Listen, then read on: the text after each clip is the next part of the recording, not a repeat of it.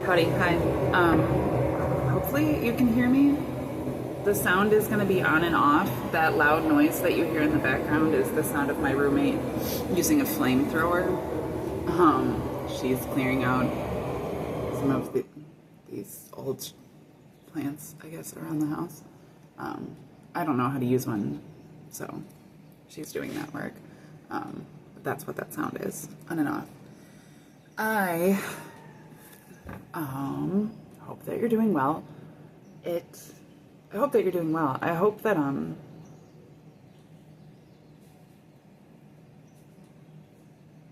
that you feel in flow, that there's, you're aware, and that you're actively processing, but that it's gotten easier. I hope that,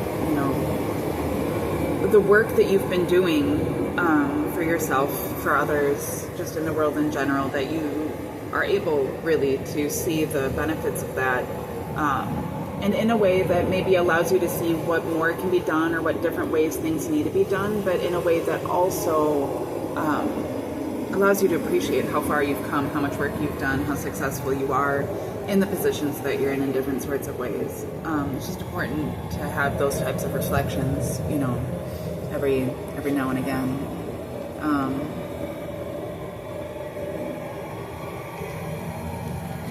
I've had these cards sitting out here since I think my last reading, and I was going to it was in such a weird energy, and I was going to read them more thoroughly and get more into it for myself, and I had to get written in a notebook and everything, but I never got to it. It's really weird, but I had a really big spiritual push, a push for mental spirituality, more or less, at the end of last year, but really since the beginning of this year, and the more that it progresses, my spirituality this year more than ever has really taken on this trying to highlight the necessity of bringing it into something active, of not just having a theology that I follow emotionally, mentally, spiritually that way, but that I'm actually integrating into my lifestyle, and particularly into the things that I'm doing at any given time that are kind of directing in which direction my future will head, or the ways that I'm adding into my future. That's something I've always struggled with, because I just never anticipated a future. I struggled with depression and suicidal ideation for so long, from the time that I was 6 years old. The first time I tried to kill myself, I was 8 years old, until I was 30. So most of my life was spent not anticipating a future.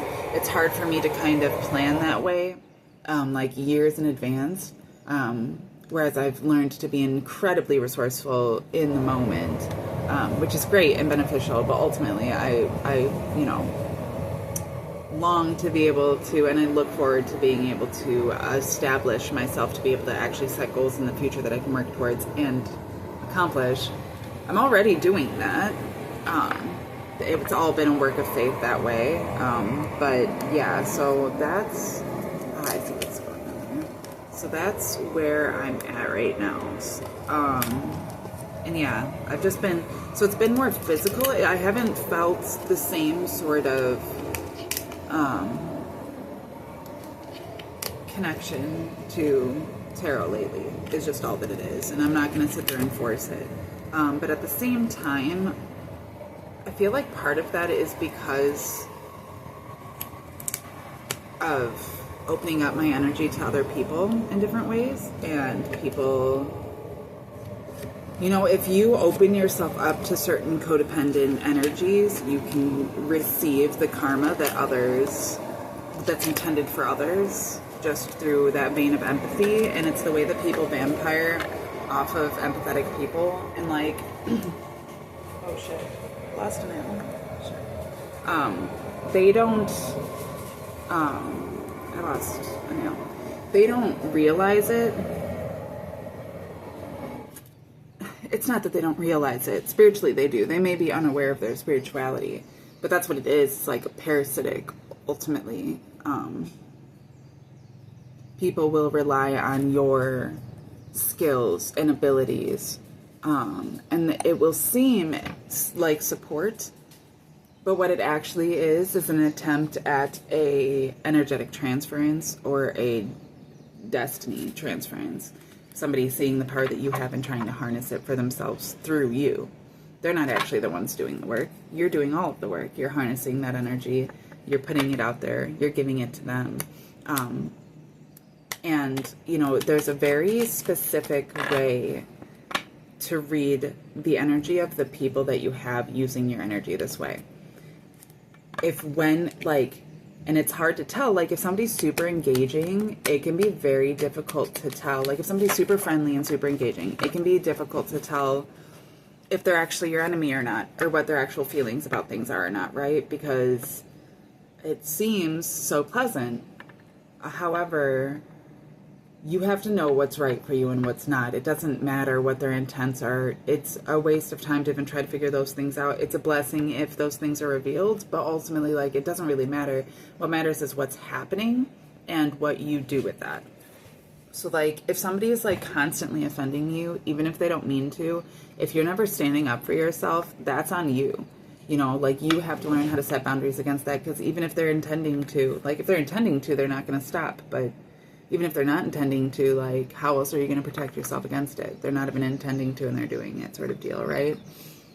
So, you know, you have to be very much aware of the way that you're interacting with different energy and the way that you are choosing to receive it, regardless of what the intents of that energy is. However, there literally are, like,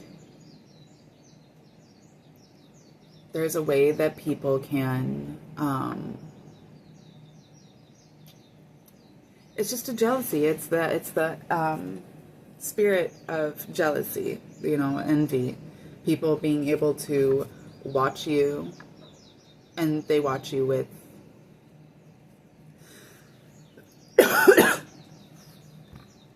that envy, right? Like, that sort of, like, the thing is that when somebody is removed from themselves, they're less apt to see in others what they feel they lack in themselves. No, they're more apt to, I mean, yeah, they do recognize in others what they lack in themselves, but it's not like in an appreciation. You know what I mean? It's almost like they hyperfixate on it, because, like, they'll recognize those things, but, like, just because somebody recognizes those things doesn't mean that they're doing it with good intent. They very well could have recognized that because they're terrified of it, because it contrasts them in such a way that they feel held accountable to some higher standard, because they're trying to compete with you. Even if that's not what you're trying to do, even if that's not at all where your energy is, it's about the way that it's received, right? So if that's the way that they're receiving it, it doesn't matter what you're doing. It matters how they're receiving it. Even if you're trying to love somebody endlessly and trying to be, like, the very best person for them, if they're not receiving it that way, it is not the best thing for you to be there. In my ex-marriage, I loved my ex-husband as much as I could, the best way that I knew how. I just didn't know very well what love was or how to give it to him properly. I didn't know myself well enough to know how to treat myself good enough and how to ensure that we had a balanced relationship. I did my very best, but, like, ultimately, the best that I could give him was releasing him. You know, like, we got to the point where he was, like, in love with somebody else, you know, and I was, like, and he miserable with me, practically drinking himself to death, and I was like, I don't understand why, like, we would stick together and try to make this work when obviously we're both miserable. You don't even like me. You're in love with somebody else. Like, we haven't even been together that long. Just go be happy. Just go be happy. And guess what he did? He went and became happy. He literally was drinking himself to death. For all intents, I haven't talked to him since we got divorced, but for all intents and purposes, it seems that he has done very well for himself. So, like, that's kind of the idea, right? Is that, like, when you know something's not for you, don't force it. It's not, my whole family was trying to, you know, oh, I'm going to go to hell because I'm getting a divorce. I'd rather burn in hell for getting a divorce and save that man's soul that way than damn his entire life and his soul for the fact that I'm committed to this idea. Like, you know what I mean? Like, fuck you. I don't give a shit. At that point, and like, who are you to tell me what commitments I made before God or not? I was in a courtroom speaking to a judge when I made those vows. I know the vows in my heart that I made before God and that I made before my partner, and he knows the vows that he made. We also know the vows that we made in front of everybody else. We know who we were defying. We knew right away. We knew as we got married and we're looking each other's eyes exactly how fucked up the entire thing was, and we still went through with it. So like, you know, I've been through these types of processes. I've learned, you know, and then even afterwards, like I learned, like we never talked again, and I learned that like just because love was lost in that way didn't mean that it was never worth anything. You know, just because we ended that way didn't mean like, and just because he never received my love for everything that I was trying to give it didn't mean that it wasn't still good love. You know, it was just, he wasn't the right person. We weren't the right person for each other. There was no amount of good that we could do that was going to be received that way, the same sort of way, where he went and found a partner that found all of those things, you know, and he could be how we wanted to be, you know, with, and he didn't have to drink, you know, like he quit and he was happy. So like the way that life works, you know, is generally never fully actually in our control. What's in our control is the way that we choose to receive those things. Okay? So like, even my capacity to be willing to extend my energy to different types of people is coming from a faith that like I'll be able to like deal with whatever comes my way that way. But ultimately that's also why I like setting boundaries, and like what I experienced the last time that I was interacting with people when it came to tarot was that, you know, I need to have a better way of reading. I mean, I already know. If I already know, that I have to find a way to not engage, because I tend to compromise myself and then I'll regret it later. And it's like, oh, well, I can deal with it and I can heal from it and stuff, but like, why should I have to do that energy? Why should I have to use my healing to fix these things that these people weren't willing to fix and I was willing to take on? Why am I willing to take this stuff on? And ultimately, like, when I look at the world now today, I see so many people that like I've learned how to be self-sustainable, but I see all these different people who like are still willing to put everything onto everybody else. And it's like, okay, so the world isn't actually a better place. I didn't make the world a better place by taking on everything for everybody. No, people need to take shit on for themselves. That's what's going to make the world a better place. Everybody needs to be self-responsible. So me being self-responsible, learning how to do that, made the world a better place. But only as much as it makes my world a better place, you know, until everybody else also takes that on, the world is going to continue the way that it is. So, or has been. It's obviously not the way that it's always ever been, and it's consistently changing. So, you know, but it's very dependent on human beings' capacities as individuals to know themselves and to manifest for themselves their own reality. Because they're doing it whether they're aware of it or not. So that's the importance of them being aware of it in order to be in control of it, right?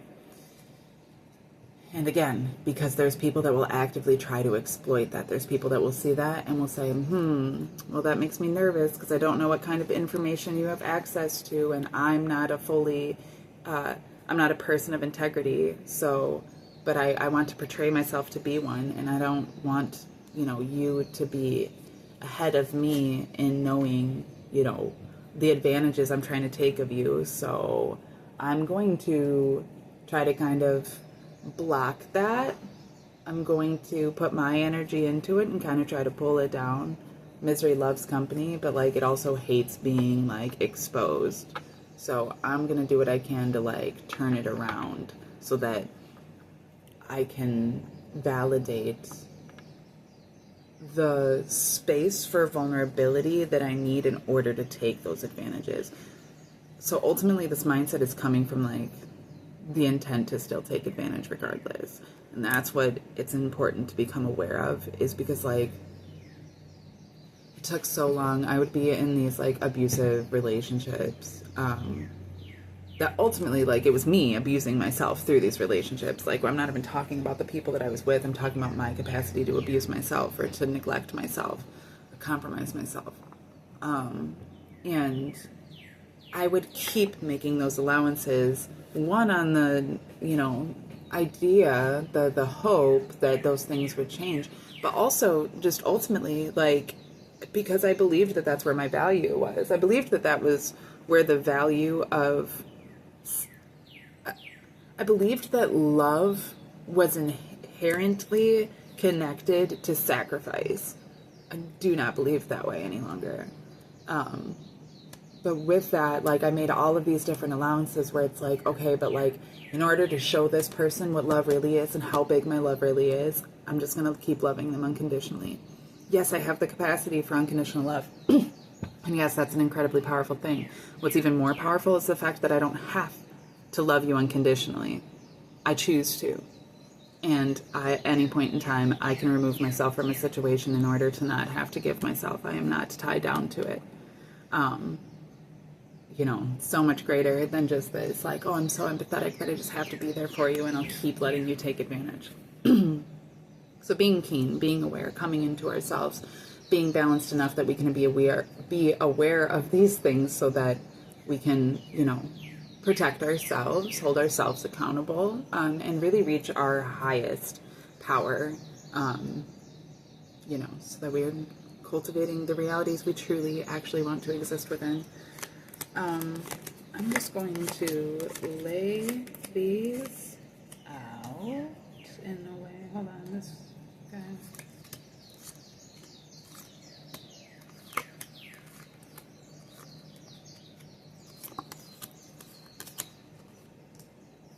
This one turned. Okay, so let's put it like this.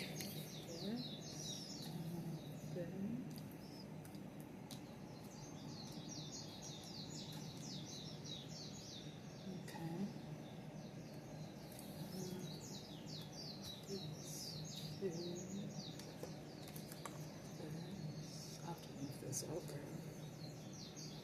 Just like this.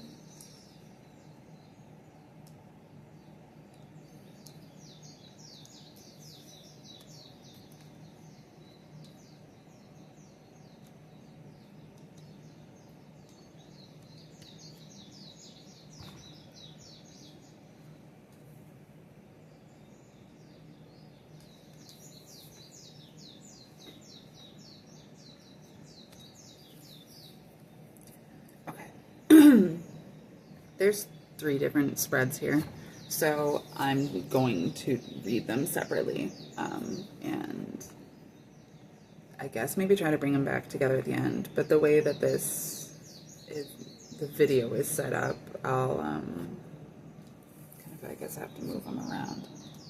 Weird setups, weird spreads. I never follow traditional spreads to begin with. It's always interesting to me the way that they tend to fall, and I like reading into the ways that they fall.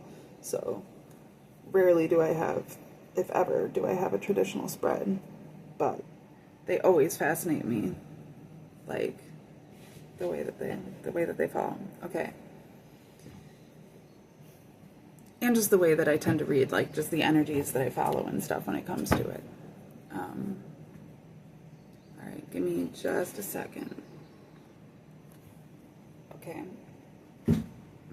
So the first spread that I have, we have the 10 of Wands in the reverse.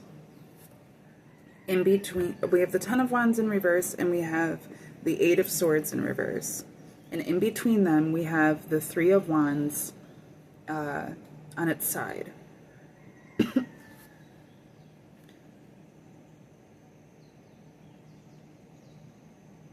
10 of Wands, 8 of Swords, 3 of Wands.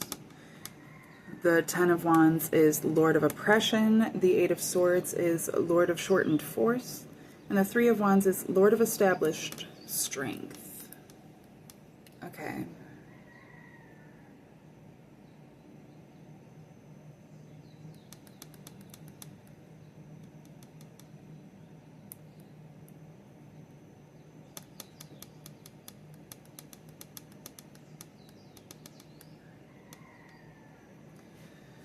So, I don't know if I even said, I killed a wild boar the other day. I don't know if I said that already in this video, but like 2 days ago, I killed and slaughtered a wild boar, which is the first time I've ever done anything like that. And it was wild. I mean, the pig was wild, but like the experience itself was wild. And the trap that was set for this pig was a cage that he could enter one side that would close in on him, that was filled with papaya.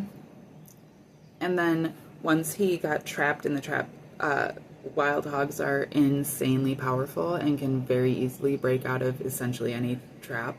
They'll rip their own legs off. They don't give a fuck. They're insanely powerful. They also have very thick, hard skin and a very thick layer of fat underneath their skin, so that it's hard to puncture them. So you have to have incredibly powerful traps in order to trap them.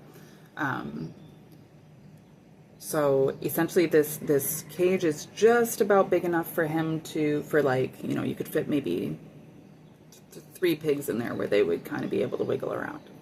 His size, he's a juvenile. So he's not terribly large in comparison to how large they can get, but he probably weighed like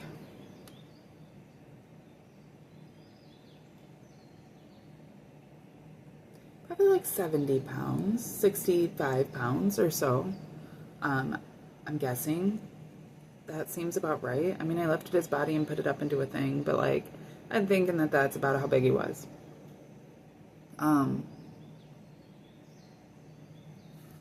Once in the cage, what the guy who trapped him, who was allowing me to kill and butcher him, did was used bamboo rods, dried bamboo, which is like hard as hell, right? Super durable. Used like 8 rods, let's say. Well, we'll say 10. Nope, it was 8. Okay, used 8 rods to push through the, you know, like spaces in the cage, in order to, so you push it through on top of the back or head of the pig, and then down, and you push the pig down with the bamboo rod, and then hold it down and push it all the way through the cage, so that the bamboo rod is now stuck, you know, in the metal slots, and as the pig tries to move, it can't move because the bamboo's pinning it down, and then you just completely pin it down so that you can kill it very quickly. Well, that's the intent. If you know how to kill something, I didn't know, and I didn't have the proper tool at first either. If I would have used the machete at first, I would have been way quicker and way better, and that's what I wish I would have done. We ended up using an arrowhead tied to a stick, essentially, well, not tied to a stick, but stuck to a stick that essentially snapped as soon as it punctured the pig. So then we had to use the machete, and then it took twice as long, and he was able to like move a lot and stuff like that. It was terrible. It was terrible. But it was a very important experience for me to experience. And it's kind of what I'm saying here, and like it's a trap, right? Like here's the thing in the trap, okay? The trap itself has the Lord of Shortened Force. So the trap itself is this 8 of Swords energy. The trap itself is to disallow the individual idea, the person, place, thing, or idea, is to disallow it from having the reach that it would need in order to have a powerful blow. And the Lord of Oppression is these sticks, these 8 sticks, these 8 rods, these 8 wands that are used to go over the head and the back of this person, place, thing, or idea, and to force it down into submission. Okay? The thing about forcing it down into submission is that, like, when it can't move and can't fight, it is more apt to just let it happen.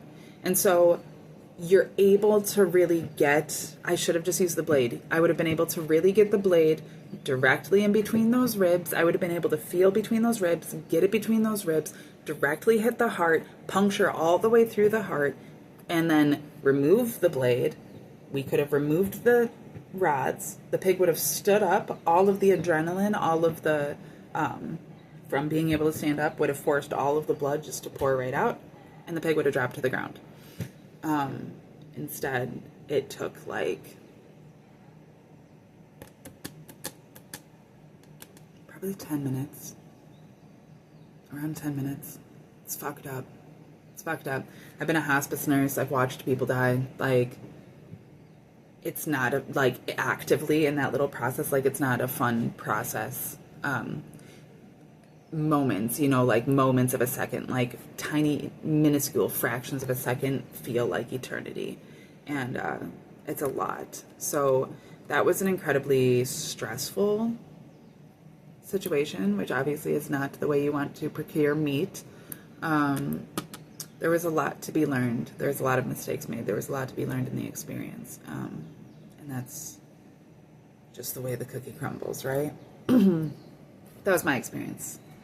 What I'm getting from this energy too is that we're talking about somebody who technically, okay, I'm going to give a very broad, weird little story that I'm getting in my head. Take it as a metaphor and then apply it as you see fit. Okay? The same sort of thing that you would do if you're watching like Wizard of Oz or whatever.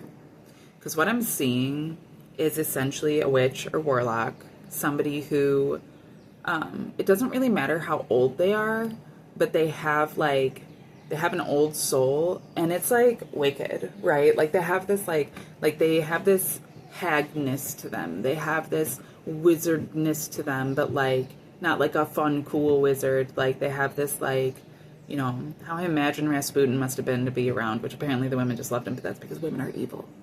Anyways, I feel like there's this person who is just very skilled, okay? Very educated, but very skilled, very experienced in a certain type of dark magic, okay? So now take that for whatever you will. Like I said, this is like a fantasy thing, but take that for whatever you will. There are literally people out there doing this type of shit, but we very easily could just be talking about somebody who, you know, really wants to be your friend because they admire you and because they would love to be able to be somebody that could say that they know you. But then like every time they see you, they're like, they hate you. They have a hatred towards you because they're jealous of you for whatever different types of things. It's kind of like that, where like they might not be aware of the energy transference that they are supporting with their behavior, even in their own minds. You know, like it's not even just an active behavior coming from the core within the person, like the ways that we tend, like our pathologies, right? And the consciousness to our pathology and the capacity to be able to recognize those things and adjust those things. This is somebody who like was very confident that because of all of their workings with like this dark sorts of things. And so I guess it's kind of this feeling of like, okay, if I were trying to break this down in like non-fantastical way, it would look like somebody who like is real proud of the fact that, you know, they are malicious and vengeful, and that they gossip about people, and they're like a gold digger energy. They're real spiteful, just real judgmental, never really have anything nice to say about people, but like they're kind of like, either they're really pretty or they're really funny or they're kind of witty, or they just have this enigmatic type quality about them that makes people like, they say some atrocious things about people and people are just like, yeah, and they agree, and they'll get people to like mistreat other people that would never ever do that with this like to another person or to that person or whatever, but because this person said it or even just inferred it, people just like bleh, and just do it because this person has like they've always been able to manipulate people. They've always had this just power over people, and it very easily, what's crazy is like what I'm talking about, the dark aspect, like it could even come through like the emotional manipulation of always playing the victim. This person might always be like, nobody's ever loved me and I don't have anybody there for me and I'm always having to do everything alone. But that's coming from them intentionally doing that in order to be able to harness other people's energy and forces, and because that's where their power lies. And they've been able to do this for so long, play this victim for so long, that like they're just convinced that anything that they do is pretty much fail proof. That they've built up this, you know, energetic quality, whatever it is, that it allows them to be able to just take full advantage of people without any fear of retribution or of being exposed. And they've entrapped, so like this energy too, where it's like this could have been any pig coming through. Like that was something that was so weird. I sat and talked with the pig before he'd passed away, after I'd already stabbed the shit out of him. I mean, I didn't stab, I literally just had the machete, but I was like, I like fucked his shit up with it. And so as he's sitting there bleeding out, I'm like talking with him, which is probably fucking torture, the poor thing. But I was thanking him, and I let him know, you know, I was like, you know, you're like my soulmate. Like, this is something that I've considered since I was a child, and I've like actively had as part of my bucket list, you know, for the last, you know, maybe four years or so. But it's something that I even like jokingly made part of my, you know, personality type for like the last 15 years. It's been a very big part of my life, this process of being able to kill something and procure the meat from it. It's not something I enjoyed. It's not something that like I like look forward to that way, or like even now like look forward to doing again, sort of deal. And I couldn't even eat it. Like I'm going to have to. I have to, because that's the respectful thing. I'm not going to let the meat go to waste. But at the same time, like that wasn't even really necessarily fully. I mean, it is what it's about, and that's what I believe. And it's like about actively. See, I keep just breaking nails. It's about actively, like I said, like living the things that I say that I believe in, right? So it's like being able to do these things. Yeah, it's great and good to be able to say, this is what I want to do, and this is what I want to do, and this is what I want to do. But if you're not actively doing those things, then what the fuck are you even doing, you know? And how are you going to sit there and judge anybody else? So like this pig, I'm talking to him about like, thank you for being you, and for that like you're the one. I wouldn't have known that it was you. I wouldn't have been able to determine. I wouldn't have been able to pick these things. You came straight out of the universe, but you are the one that was meant for me. And thank you for being that. And like even watching his fight, like he did not want to die. Big surprise there. But he fought it so hard. Even when he had like no energy, he was fighting it. And it just reminded me of myself. And it was like such a weird energy transference that way. I was talking to my roommate about it, because it was like, you know, this I've been in so many situations in my life where like it was life or death. It literally was life or death. And the only thing that kept me going was just like the fact that I just didn't let myself stop.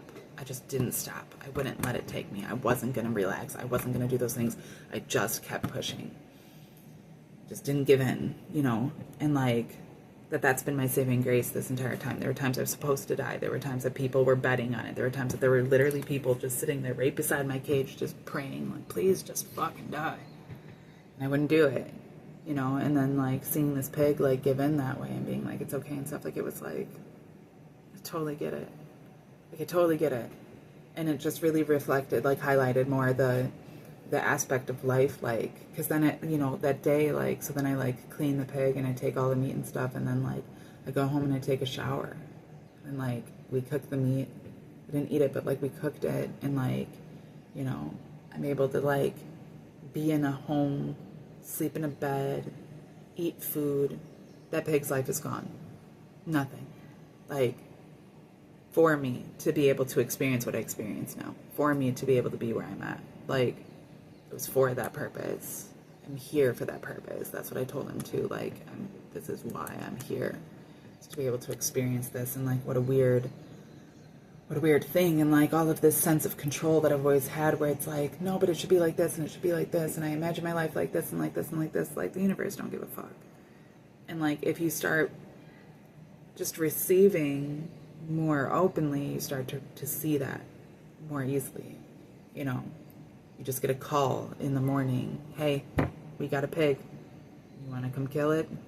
You want to come and procure this meat? Okay. Yep.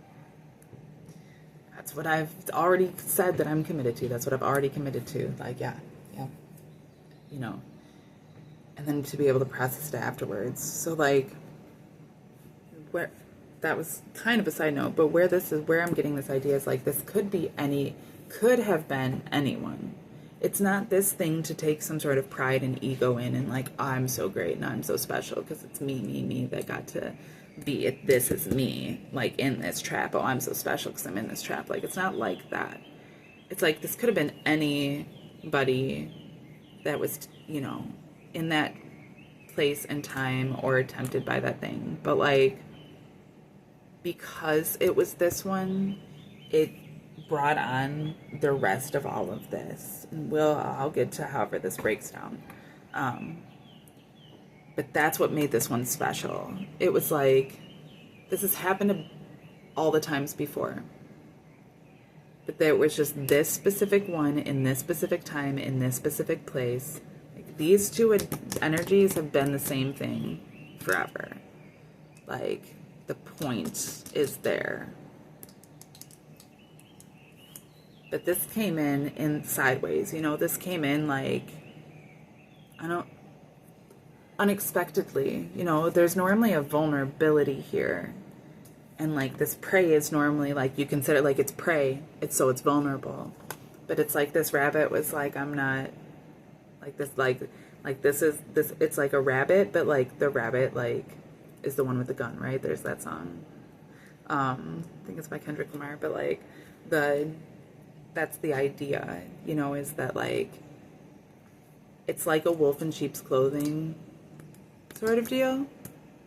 But like, it's not like there was a wolf dressed as a sheep. It was like, there's a sheep that is like embodied this wolf energy.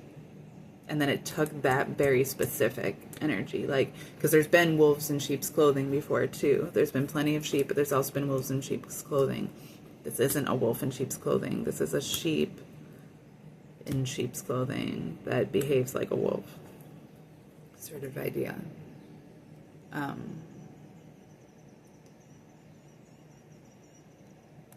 Yeah, and like me talking about the hunting, like, I guess that like, or like that whole process, it's kind of like embracing that that's what the sheep did, was like embraced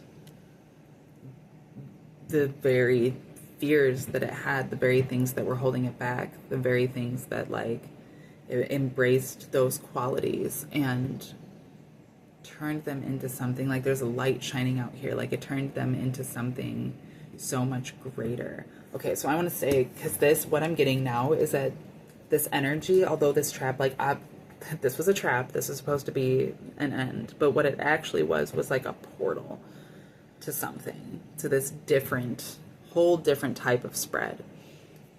This portal allowed a breakdown. This is the breakdown. This portal allowed a breakdown, and this breakdown transferred into this new timeline. The breakdown starts with the Four of Wands in the reverse, the Two of Swords over that, the Queen of Pentacles in the reverse over that, the Moon in the reverse over that, the Devil in the reverse over that, and the Six of Swords in the reverse under the Devil and the Moon. Oh, and the Queen of Pentacles is over the Two of Swords, but under the Moon. Okay. The only reason I'm not lifting them is because they lined up in this weird specific way that I knew had some sort of meaning. So,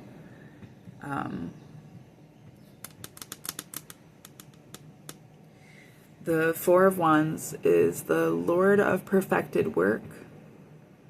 The Two of Swords is the Lord of peace restored.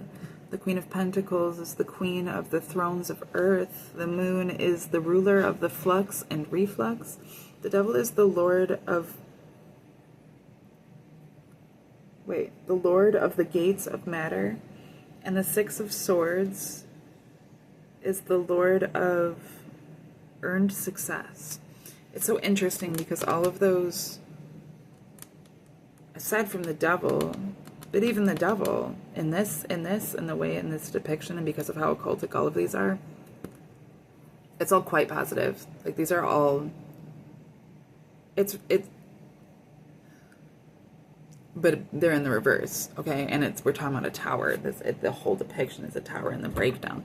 Now, ultimately, like I said, now this is just a portal. The breakdown in one dimension is appearing as a tower, is appearing as like, these things are crumbling, these things are breaking down, people are losing their assets or their lives or their, resources or their, whatever things have allowed them to feel so confident and arrogant, but not necessarily justifiably so.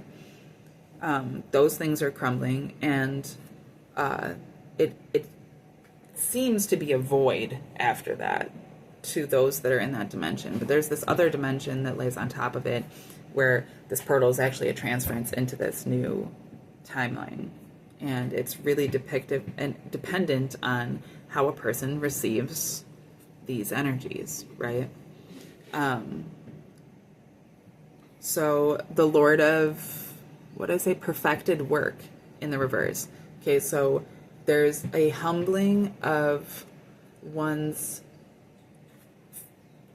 like sense of reward in work, in mastership of something. There's a feeling, it's kind of that feeling of like when you've worked at a company for 20 years and you've definitely mastered this thing and you're very good at it, but they give somebody else the raise or whatever, the supervisor position or whatever it is. That sort of thing where it's like, it's not that you're not qualified. You know that you're qualified. You know that you've done the work. You've proved yourself. And yet there's still not that sort of validation there, right? The Lord of Peace restored. There's an anxiety, a general anxiety that exists. And it honestly is likely wholly justifiable within the structure of this very specific dimension. But when that's the point, almost like it's markedly, if you are seeing that as if you are in this anxiety, that like you're not in the right timeline, because the anxiety is what's pulling down into the rest of this tower. Like there's this one that's up here that's kind of separate, this one here that's kind of separate, and then it all tumbles down from there. And the way that it divvies off this way is to show that there is a choice to be made here. This isn't necessarily definitive. It's not it's an alignment. Here's the two dimensions. Okay, these are the two dimensions. The Lord of perfected work. There's that feeling of being humbled, because although you know you did the work and that it was the right work, you haven't reaped the physical reward of it, that sort of way. And it's almost having to just have this internalized faith and trust, and just knowing, like, because it's very hard to want to continue to do the hardest thing when it hasn't proven to be beneficial yet. But if you know that ultimately it will be, and it's just going to take a little bit more, staying faithful that way. But there's this little pause of space where there needs to be a faith because it's a void. Then there's the Lord of Peace restored. So then there's this anxiety that exists, but if ignored, we move directly from feeling that sort of lack, or recognizing that lack, but not allowing it to put us into a lack mentality. And that moves us into the Queen of Thrones, the Queen of the Thrones of Earth in the reverse, and the Lord of the Gates of Matter in reverse. The Queen of Pentacles and the Devil in reverse. But the way that I'm reading these right now, the way that I'm getting them, is the Queen of the Thrones of Earth is like fame, and the Lord of the Gates of Matter is fortune. And it is these things, but it's not. There's a way. Okay, so they're connected to the anxiety. There's a way to receive them, or there's a way that they are received. There's a way that they're in alignment with the destiny regardless, and it's in part of this breakdown even. However, it's really just like, man, this is deep. But it's in the way that it's received. So we have the moon here in the reverse, in between the Lord of the Gates of Matter and the Queen of the Thrones of the Earth. So that is the ruler of the flux and reflux. And it's, if there's a composure of emotions, it's not an exposure of them, a composure. If certain dynamics and emotions can be properly composed, then there is a proper balance between the Lord of the Gates of Matter and the Queen of the Thrones of Earth in the reverse, in such a way that it opens up, it opens up here into the void. But that's, again, we're talking about, that's so interesting, because there's a void here and there's a void here, and I'll get to why that's the case. It's the same void, but it's a matter of how it's being received, right? There's like, one is like trust fall, and one is like flailing out of anxiety, right?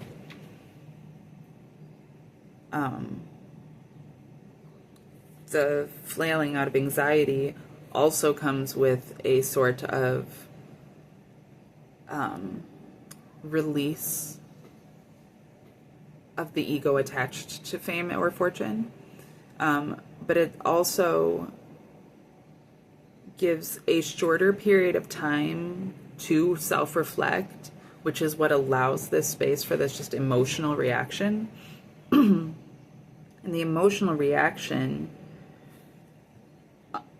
what's underlying it is this, is this Lord of earned success, is this feeling, this lack mentality, right? This lack mentality based on not physically, okay, but it's emotion, being out of control of your emotions for not feeling this specific thing physically. There's a choice to be made in that. Like, this portal's opened up, it looks like a tower, but there's the choice. Is it going to be a tower that puts you into the void where nothing can be done and everything's so terrible and all this stuff's all falling apart and now I'm being so humbled and I can't handle it? Or is it going to move you into a space of being like, okay, so then what is for me? Okay, then what? There was a meme that I saw that had an image of a guy that was like, not now, kitten, daddy's a shell of his former self, which is hilarious. But at the same time, it's like, that's part of the process. It's part of the process. You got to get rid of all the shit that isn't you, and then you find the shit that is, and you just continue to cultivate that within you. That's a big, if you have a garden growing inside of you, but you've literally just been laying like farm equipment and shit on top of it for dozens of years, like, yeah, it's probably gonna take a minute for those flowers to grow and for those things, like, you do have to cultivate it within yourself. But that's the space. This space here is for that cultivation, and it's like dependent on the way that you receive this tower. It is the determination as to if you end up being able to alchemize into this newer space or if you stay in this void, right? Okay, so let me just take all these. I'm gonna keep this one, but I'm gonna take the tower away. We'll save these ones up here. I know you can't see it, but let's bring these into the picture. Okay, we have 3 on top, we have 4 on the bottom, so I'm going to read it essentially just like this. We have King of Pentacles in the reverse, 9 of Wands in the reverse, Ace of Cups in the reverse, Justice in the upright, the Empress in the reverse, the Sun in the reverse, and the 5 of Swords in the reverse. Justice right in the middle in the upright, the only card that's in the upright, the rest of these being in the reverse. Okay, so what I'm getting from that, we're actually going to start here with Justice, and everything is going to come back to Justice. On the right hand of Justice, we have, I can lift this up. On the right hand of Justice, we have the symbol for Venus, and on the left hand, the left side of Justice, we have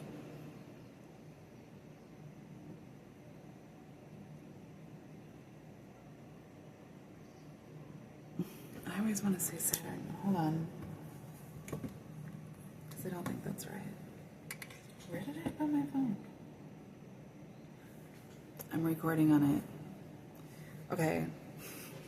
I think it's Saturn. What I'm seeing, it's it could be what is it?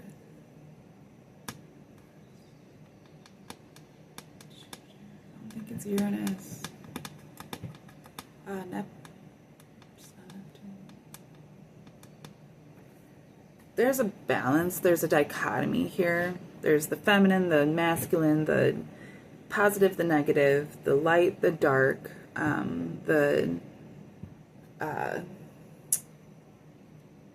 like spiritual, ethereal, the tangible, experiential. The truth is a balance of all of these things.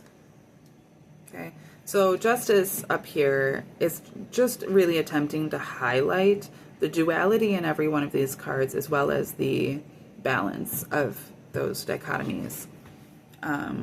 So on the right hand, we have the feminine, which is the Lord of great strength, represented with snakes, with fire, and with 9 wands. So we're talking about spirituality, we're talking about endings, but in a receiving way. There's a sort of power in grace, you know, in ending something gracefully and walking away instead of fighting. You know what I mean? So that's the one side. The other side, the masculine, is the Lord of the fire of the world, represented by the sun and 2 dancing sisters, which is the energy of positivity, reward. You know, you've been waiting for something and now it's here, and it's a life giver. It's prosperity and a sort of euphoria. Both of these are in the reverse to state that although those are the ideals in the plates, they're out of balance right now. They're not in balance right now.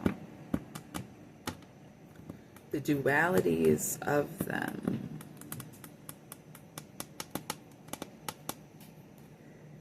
The idea of being intellectual, while equally intellectual as passionate, not separating your creative aspect from your intellectual one. And the idea of being free, like a child, to connect to all things, including the moment, you know. So it's like being able to see this broader picture and all of these things, and then being able to bring it into an alignment, that sort of way. Underneath the passionate intellectual side, we have the Prince of the Chariot of the Earth in reverse, which is almost giving me this energy of like patience, pacing oneself, taking the time, like knowing that things are a process, that the progress is a process, that ultimately it just not just rushing through things, but letting things kind of cultivate on their own in a balance. Letting, you know, just because something isn't working out right away, not jumping on it and being like, okay, I need to change it right away. And just because something's great, not being like, okay, it needs to stay this way. Letting things kind of have that movement. And then also Lord of the root of the powers of water in reverse. Lords of the root of the powers of water. Our capacity to be able to be given to our emotions in the first place, being in the reverse. In order to step into a more feminine quality, one must put away the arrogance of mentality that being vulnerable is innately weak. That emotions, being open with your emotions allows for a vulnerability that allows for a manipulation that is unacceptable. So don't be open with your emotions. Instead of learning how to be open with your emotions in a way that is so powerful it can't be manipulated. You know, there's this distortion of viewing certain things as weak and certain things as weakness and certain things as power, when that's not innate. Our capacity to be able to receive them as such is. There's a balance of justice between the Lord of the roots of the powers of water and the daughter of the mighty ones, which is the inheritance of strength, durability, but like integrity, the inheritance of integrity, this feeling that like it's within me on a very core level to care for myself a certain way and not settling for anything less, including being willing to kind of express one's needs more openly, which is definitely something I struggle with. So I can see that relation there. But the daughter of the mighty ones is also affiliated with the Lord of defeat, both being in the reverse underneath the Lord of the fire of the world in the reverse. Inherited integrity, because there's a balance in this card as well. It's kind of like the two sisters. We have one sister being in inherited integrity. We have another sister being the Lord of defeat, being this inherited insecurity. There being a balance between them. Neither is right, neither is wrong. Both have a time and place. You might want to lean on one more than the other, or use one more than the other, or maybe one is, more prominent than the other, but that doesn't make either more valuable than the other necessarily, as they are equal in the light of the sun. This idea of not shadowing one's femininity just to uplift one's masculinity, that they can be in tow and that they can be in balance, and that it doesn't have to be so performative, which is also something that I've been dealing with lately. In that killing of the pig, it's been a very integral for me to display my feminine the last couple days, and I feel that still pushing more and more and more. Like, it's very much a need now to get very much into my feminine and to get into a nurturing aspect. So yeah, that's what I'm seeing is the calling, and if you're relating with this, that's the calling, is to get into a more nurturing aspect. Don't worry about the damages done with things, because that's part of it. You're going to make mistakes. You're going to fail different ways. It's going to hurt people. You're going to hurt people. You're going to hurt yourself. People are going to hurt you. It's part of life. What's important is that you continue to do what you know in your heart to be true to you. And to let those things guide you into whatever it is that the universe is cultivating for you. Because this tower, this opportunity or experience allowed a tower that is allowing this new opportunity for a new experience that highlights things in such a more positive fashion and really makes way for a greater reality, and the reality I'd assume that you've always dreamt of. So, keep the faith in those spaces where it's not being seen, but also do the work. And you'll know the work by its reward. And give it time, but also trust your heart so that you're not dedicating your time to the wrong things. And it's a process. It's a process. We're all still learning. So, all right. Thanks for watching. This is almost out of video, so I'm going to have to quit. But I do appreciate you listening. Sorry it's been so long that I've really been on this and in any sort of energy where I could produce something of value. Hopefully it's been of value to you. I do always hope that anytime I say anything, it can be taken and used for the benefit of somebody else. So hopefully that's the case for you. And again, like I said, that you're receiving, your experience with gratitude and with curiosity and with creativity, with positivity. Even when you don't feel grateful, vocalize gratefulness, vocalize a thankfulness, and you'll find yourself feeling it. Just keep doing it. Spend 10 or 15 minutes just listing all the things you're thankful for, and start with things that are actively upsetting you, and find something, the most minimal thing, but find something to be thankful for about them, or thankful that you could experience it at all, or thankful, that there's been times that you weren't experiencing it, or whatever it be. But it'll really help to, shift the focus so that you can properly receive the things that the universe has for you, because there is a lot going on right now. Like I said, we're actively in this portal where, it's about the way that you receive the reality. And so receive it well, and I will see you on the other side.